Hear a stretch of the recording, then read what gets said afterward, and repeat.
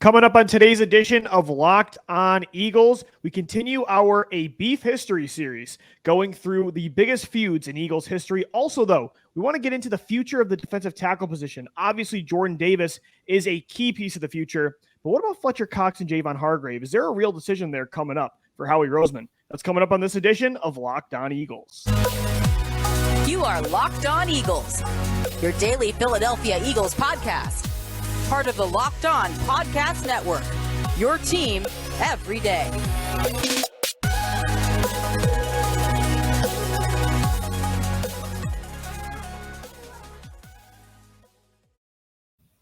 We thank you so much for making Locked On Eagles your first listen each and every day. I'm Louie DiBiase. He's Gino Camilleri. We're the most Italian Philadelphia Eagles podcast on all the land, bringing you an Eagles show Monday through Friday every day since 2018, 4 years and running now. Also analysts over at Fox 43. You can hit us up on Twitter at Locked On Birds, at DiBiase LOE, and at GC24_football. We're available on all podcast platforms, on YouTube as well. Please hit us up again Monday through Friday. We're your only daily Philadelphia Eagles podcast. Gino, today we're continuing our series that I really couldn't wait for, and it is A Beef History, as we go through the biggest feuds, internal feuds in Eagles history. Yesterday on the show, we dove into Donovan McNabb and his beef with Terrell Owens, and also apparently with Deshaun Jackson, as D-Jax talked about their issues when he was on Brandon Marshall's podcast, I Am Athlete, at the start of the week. But, before we get into that, I want to start with a guy that you, even when things have been bad, it felt like, especially the first half of the season in 2021, you really had his back. And of course, it's been easy to defend Fletcher Cox over the last 11 years. He's been one of the best defensive tackles in the league. It's always been Aaron Donald and then Fletcher, right? But I feel like this year, after he was released and then brought back and everything was restructured, he's on a 1-year deal now worth, $14 million. I think 11 of it is guaranteed. It seemed like kind of like the Zach Ertz, Dallas Goedert thing, especially when they drafted Jordan Davis, that the writing was on the wall that Fletcher was going to be gone after this year. But then, he was at his press conference today, and you start listening about, how much none of that really affected him. He didn't take any of it to offense, drafting Davis and, the Eagles showing we didn't really want him on that contract anymore. We wanted him on a shorter term deal. He took it all in stride and talked about wanting to be a leader for Davis and buying into Jonathan Gannon's defense, which was not the case to start the season last year. And it got me rethinking. I'm like, man, I don't know. Like, is this as obvious of a decision as Ertz versus Goddard was when it comes to Cox versus not Jordan Davis, but Javon Hargrave, who's going to need a new deal at the end of the year? I'm not so sure, man. This is, I think, a tougher discussion going back and forth. It definitely is. I think there's a lot of different elements when you look at play style, when you look at what they're going to garner when it comes to a contract. Yeah. Both of them are in their 30s. Javon Hargrave is a little bit younger by 2 to 3 years below Fletcher Cox. But the thing about Fletcher is he's been here forever. And I believe he'll inevitably retire a Philadelphia Eagle. Past this year, we don't know. He talked about it today in his press conference as well, that he's been taking it year by year. The one area that today really confirmed my love and affinity for number 91 and everything that he's done in Philadelphia was how open and honest he was with what his role was when it came to mentoring these younger guys. Because you hear guys like Ryan Tannehill around the NFL say, it's not my job to take Malik Willis under my wing and get him ready to take my job, essentially. Fletcher Cox doesn't care. He said today that he thrives on not just teaching them, but learning from Jordan Davis as well.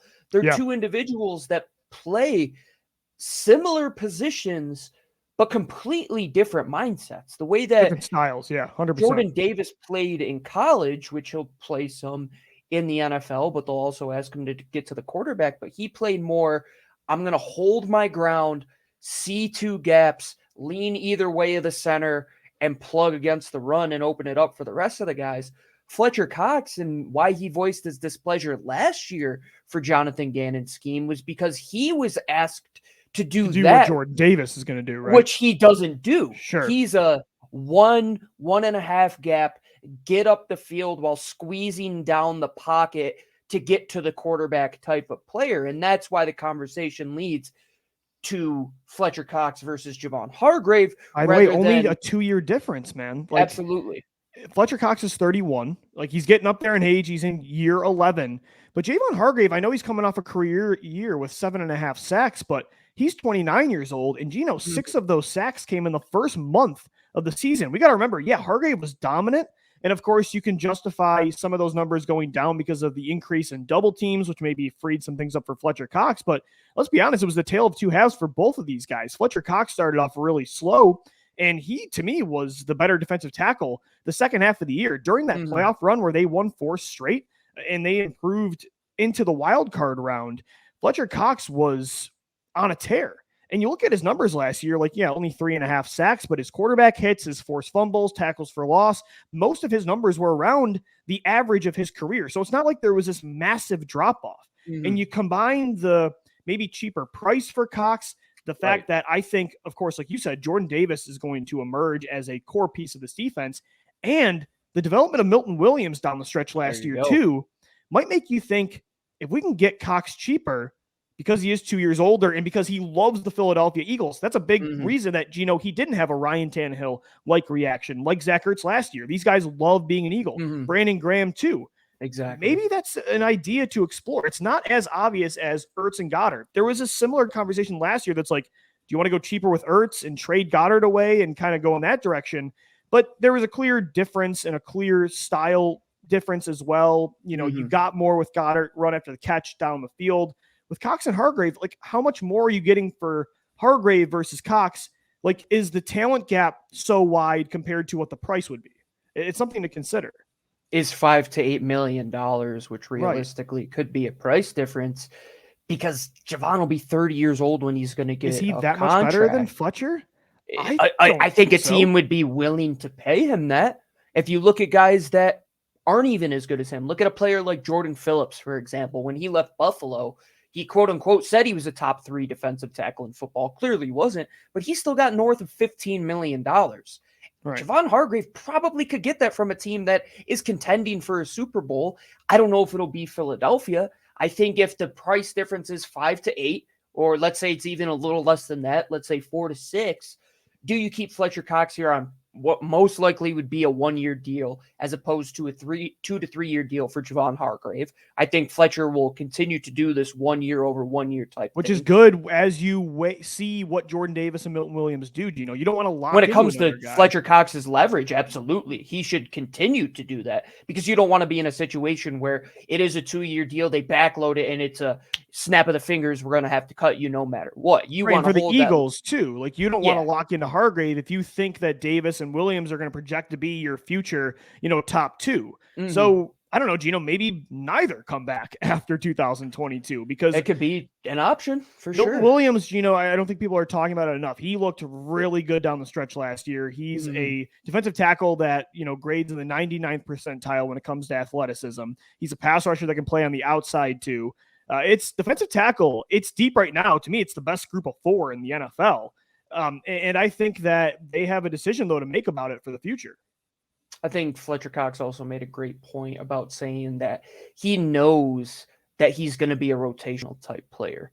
Not everybody that comes to Philadelphia is okay with just being a guy that might play 40% of the snaps on the defensive line.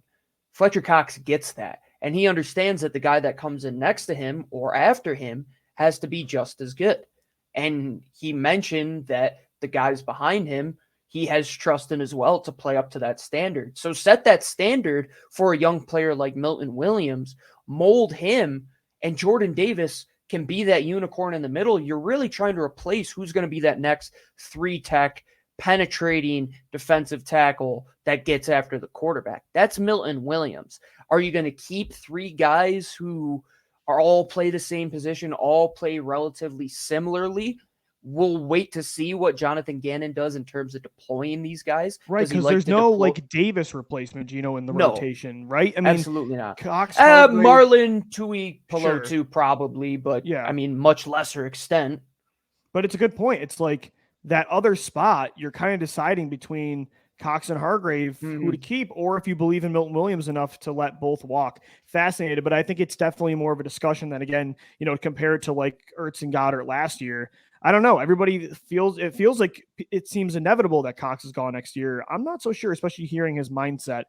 Gino, coming up next, though, we're going to get back into a beef history series. Yesterday, we did Donovan McNabb versus Terrell Owens and Deshaun Jackson. Today, we're going to dive more into the coaches versus the general managers. Chip Kelly and Howie Roseman, they did not get along from 2013 to 2015, and it really came to a full head of steam in 2015 with a massive feud that led to a lot of shuffling in the front office. We're going to take a trip down memory lane and look at what happened between Howie and Chip. That's coming up next right here on Locked On Eagles. And guys, today's show is sponsored by BlueNile.com. At BlueNile.com, you can celebrate all of life's special moments, from creating the custom engagement ring of her dreams to gifting a classic and timeless jewelry piece, all at prices you won't find at a traditional jeweler. Whether you're ready to pop the question or you're celebrating a milestone moment, find jewelry as unique as her with the modern convenience of online shopping at BlueNile.com. Build the engagement ring of her dreams or celebrate life's special moments with fine jewelry. No matter what you're looking for, Blue Nile has jewelry experts on hand 24/7. Make your moment sparkle with jewelry from BlueNile.com. And Locked On Eagles listeners, they get $50 off purchases of $500 or more, so go save some money. This podcast exclusive includes engagements too. Use the promo code Locked On. That's promo code Locked On. Plus, every order is insured, ships free, and arrives in discreet packaging that won't give away what's inside. Shop stress-free and find your forever peace. Go to BlueNile.com today. All right, Gino, we're going to get into a beef history as we continue this series right here on Locked On Eagles. But first, guys, we do have an important favor to ask you. We put together a survey so we can learn more about our listeners like you and make your favorite Locked On podcast that much better. This is your opportunity to tell us what you like and don't like about the shows. Go to LockedOnPodcast.com/survey right now to get started. It won't take very long, and everybody that does complete a survey can qualify for a chance to win one of 10 $100 Ticketmaster gift cards. To take your audience survey, go to LockedOnPodcast.com/survey. We thank you so much for your help.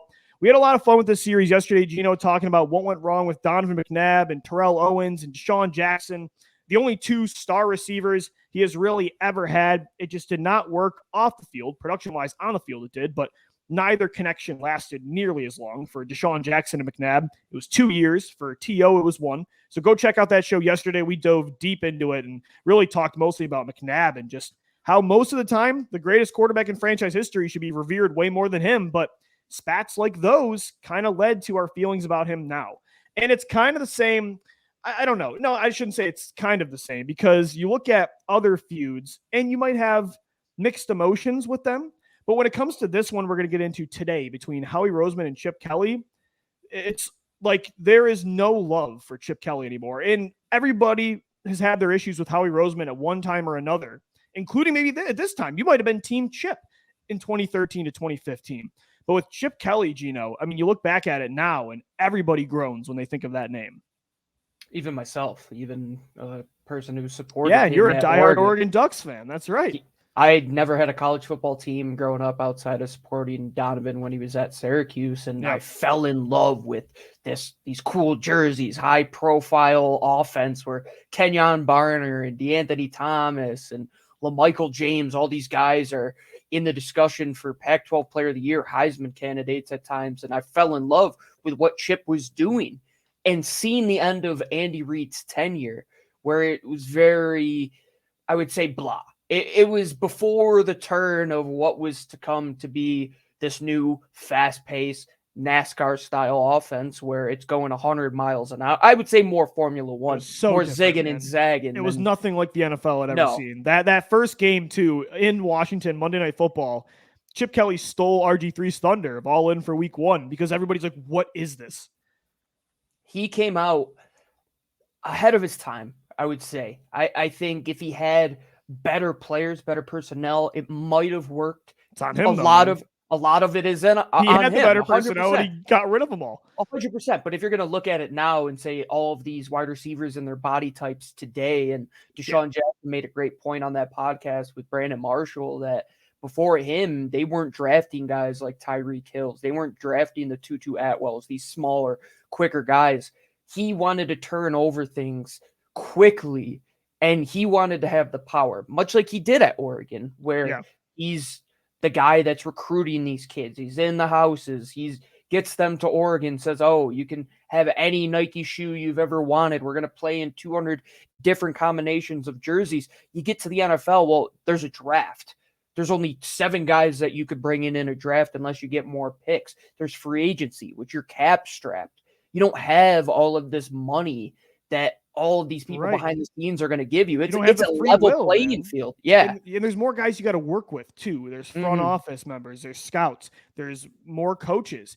It was more complex, and you could see it did not work eventually with Chip Kelly. You're 100% right. He never really got over the college mindset and the his way or the highway college coach czar type of mentality. And that's not why like Urban Meyer. No, of course not. He definitely had his quirks about him. And he had his issues when it comes to emotional intelligence. Is part of why they were so keen on bringing Doug Peterson in after him in 2016. We've heard myself, I've talked to players, direct message them on Twitter, talking about some of the times Chip Kelly broke their trust and just did not relate to any of these guys. Looking back, Gino, especially like knowing his personality now, what it was, knowing about Howie Roseman too and what he's like, the fact that this combination, they won 20 games in the first 2 years is completely insane. But you're right, man. Like Chip Kelly came into the league seeming to be this innovative, creative, outside the box, like offensive genius. And when in actuality, the reality of it was at the end of his 3 years, to me, I defined him more as stubborn, a my way or the highway, simplistic coach that wasn't willing to, like you said, deal with personalities. He wanted, kind of like McNabb sometimes, he wanted all of the credit with none of the blame. It's why he shipped out Deshaun Jackson, LaShawn McCoy, Jeremy Maclin. He thought it was his scheme that could do it all. But his scheme, I mean, the Seahawks, I hear about it all the time. Bobby Wagner talking about how they were calling out the Eagles' plays because it was the same like 6 or 7 plays, or the repetition was there. And so, yeah, he flamed out really quick, man. I think the stubbornness is one area that when you look at Howie Roseman, another individual who is quite stubborn in his own ways. Oh, of course. But one area that he's not stubborn is the idea of being collaborative. Because when he came into the Eagles organization, it was a collaborative effort. It was Joe Banner. It was Andy Reid. Those guys were tied at the hip, right? They were there together forever. They made the decisions forever. Howie Roseman grew up in that era, grew up in that tree. And then he gets shipped off after he tries to work collaboratively with Chip because he didn't get player personnel power until year 2. We have to remember that. But again, with Howie, though, he had a lot of patterns of stubbornness and power hunger, too, like Chip did, middling and coaching affairs. And, there was the whole because after Chip Kelly comes in, and I mean, imagine, Lou, you have a job, right? You're the guy that makes every decision. And then somebody comes in who is unproven in that field, unproven in the NFL. Look at the best coaches in the world. Nick Saban couldn't make it in the National Football League. And this guy comes in after one season where most of the guys that were on that team, you had a hand in. He starts to tear that down. Yeah, he had a right to feel the way he did. I would feel the same exact way. But it still shows its ugly head at times to this day. Like McNabb, like you could understand it's trauma, man. That's tough to deal with. But again, like McNabb, you could understand why McNabb was the way he was, but he turns it into a negative at times. And you can still see the Chip Kelly effects of Howie. I think it did rear its ugly head again in 2020 because he does have his own ego, a pattern of stubbornness and power hunger. And those two combined, like 2015, Gino, was inevitable. I think the most surprising part, though, of that whole power struggle was that Howie Roseman didn't win. Jeffrey Lurie gave Chip Kelly the keys to the the car. He gave him the castle, man. Like he moved Howie Roseman. Chip Kelly called Howie a numbers guy, right? Not a football guy. He gets moved down to the other side of the NovaCare complex, and Chip was the guy, which is surprising, especially now considering Lurie, Howie, that's his guy. I mean, he chose Howie over Doug Peterson, who was a Super Bowl winning coach. I think that had a lot to do with, though, him maybe thinking, I don't want to repeat history and choose the coach over Howie again. Maybe that had to do with maybe Chip and what happened there made Lurie maybe a little more hesitant with Doug, which I think is not fair, but you can see, again, the Chip Kelly tea leaves with how things happened after that. I think we've talked about it that last year was really that turning point where I think things started to change for the better in terms of not having the dramatics between a coach and a front office, and we know what happened in 2017 with the behind the scenes stuff that we learned a couple of years ago in a way that I don't think many Eagles fans or many in the organization wanted it to come about that way. 2021, I believe, was the first time that it changed, that trauma started to go away a little bit. Because if you look at Howie Roseman post Chip Kelly, you're exactly right, Luke. He was guarded. He kept things very close to the chest. He wanted to have everything be his way or the highway. Well, and it helped in 2017 because he was in 2016 because he was so motivated to fix Chip's mess that it did help them win a Super Bowl. But again, that success after Chip almost proved and confirmed him to be right. I think that built that ego up for sure. So yeah, absolutely. Yeah, and that's why you got to deal with the highs and the lows and the ego portion. To continue on our conversation yesterday, both of these individuals were very ego-driven at the time as well, and very rightfully so. Chip thought he had it. He thought he had the next thing to slice bread. He thought he reinvented the water bottle, and come to find out, he was just a salesman going down the side of the road trying to sell you garbage, basically. Yeah, and he found that out the hard way when he decided to cut costs and bring in all these slow plotting players. 100%. I think, it's funny too about 2015. That was fun. I remember that was one of the funnest days to follow. I don't know if you remember, but everything happened so fast. The minute Howie Roseman fired Tom Gamble, who was Chip's guy in the front office, that whole day, I remember listening to WIP too, and hearing is Chip Kelly about to leave? There were all these reports about the feud. Chip's not happy. He went to Jeffrey Lurie. They're meeting right now. Nobody knows what's going to happen. I remember seeing a tweet from Reuben Frank. To this day, somebody asked him what do you think happens tonight? He thinks, if I had to guess, Chip Kelly's gone. And then they come out. That's the last thing I would have thought was going to happen, though, is Kelly getting total control of the front office. And I think Lurie really regretted that the following year. And I think that's why he went so quickly back to the old ways, bringing in Andy Reid's secondhand man, Doug Peterson. He wanted his football team back. He wanted normalcy back. He wanted his Philadelphia Eagles, because what Chip built after he won that power struggle, Gino, I remember 2015, to me, it was worse than 2020 because it just didn't even feel like the Eagles anymore. No, it didn't. DeMarco Murray in an Eagles uniform, Miles Austin. I think that's a great way to put it, Lou. I think for the first time in quite some time, maybe if ever in my fandom, the Eagles' identity just didn't seem like that team. And Chip really came up with that quote, which I love till this day, because I think it applies now more than ever.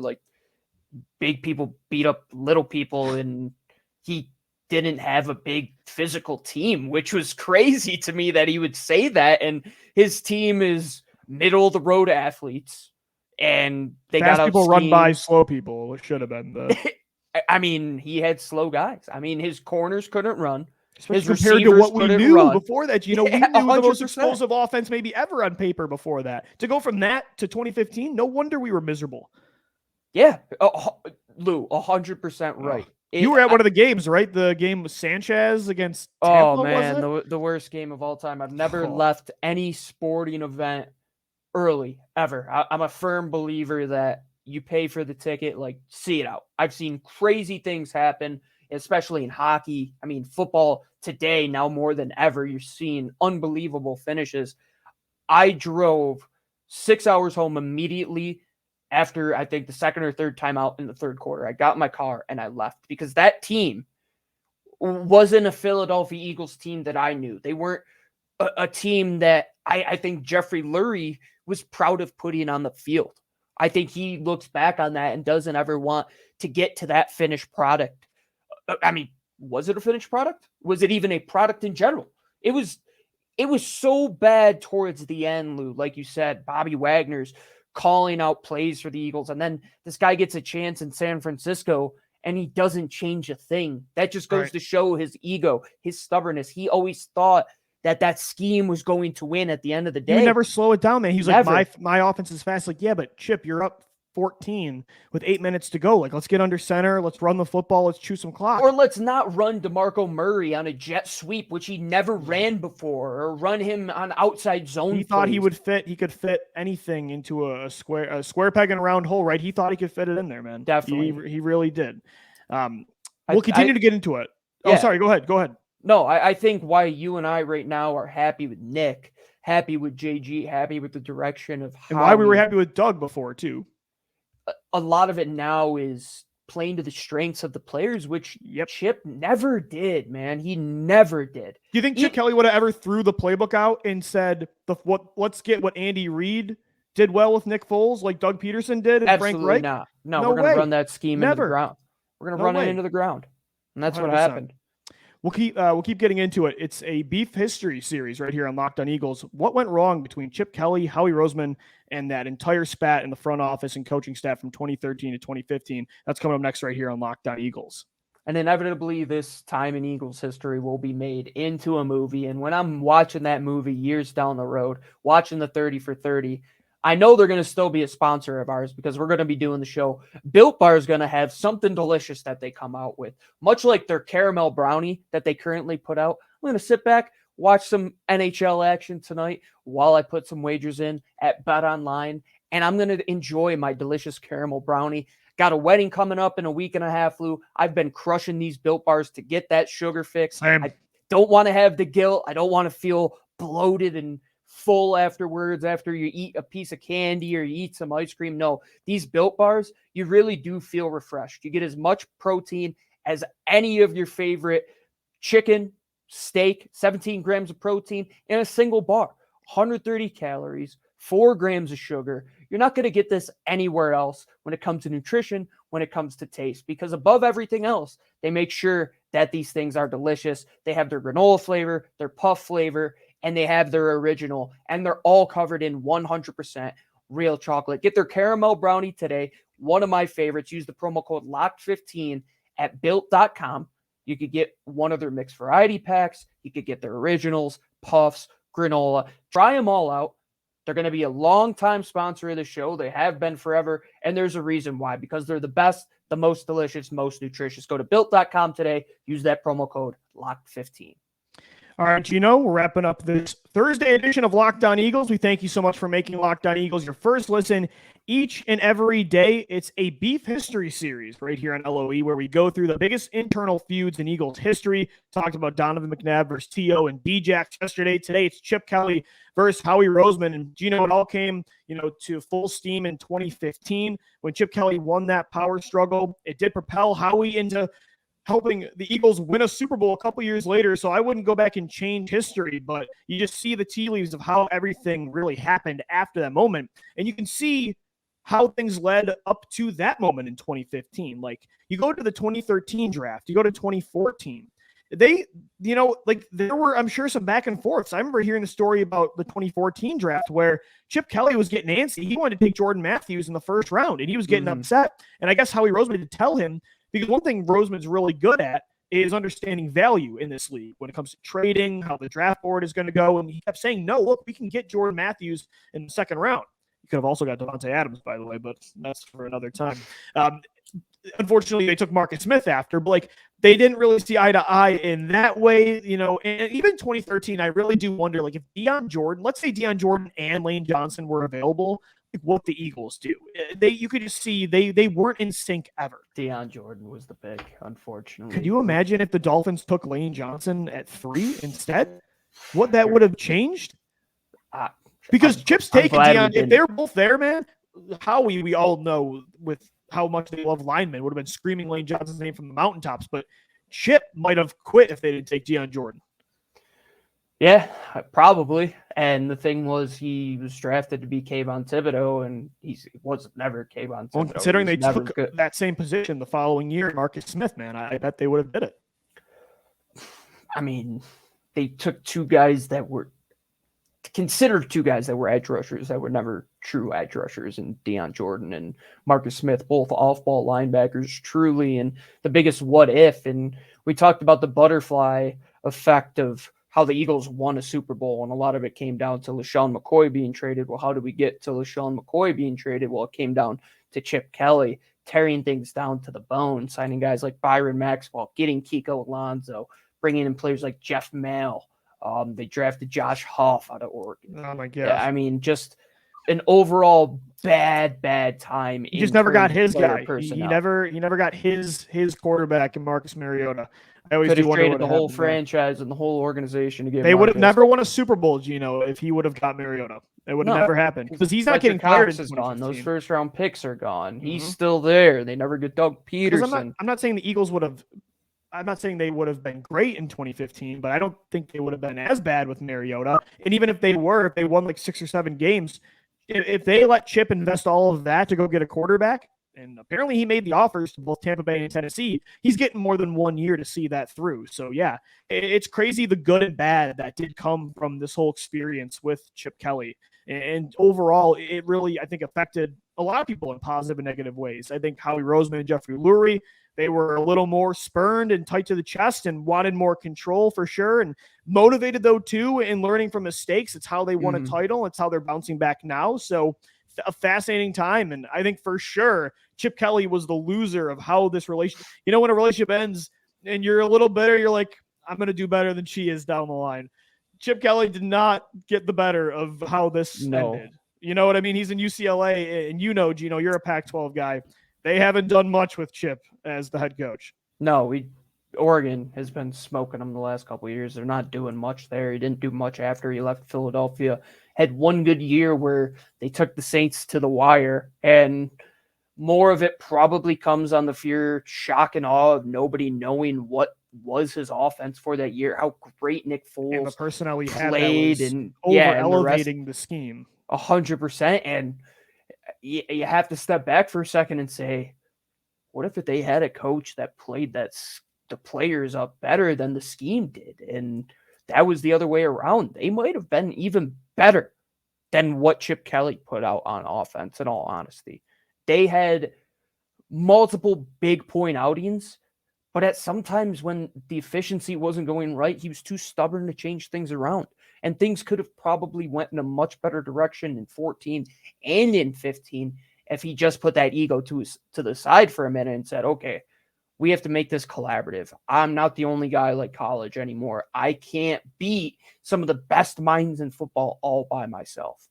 Yeah, I completely agree. I think both sides, Chip and Howie, just were not willing to make this relationship work to the point where it was so uncomfortable in 2015. Like Howie Roseman was still creating the contracts, for all these moves Chip was making. But Chip Kelly even admitted when he was with, I think, San Francisco the following year, and they asked him what went wrong, and he was even saying, like, they barely ever communicated. So it was such a disaster, man. And fascinating time, though, in Eagles history. I can't say I miss it all that much. There were some fun times in 2013 and 2014, but 2015 was so miserable. But again, glass half full, it did lead to, what you saw a couple years later.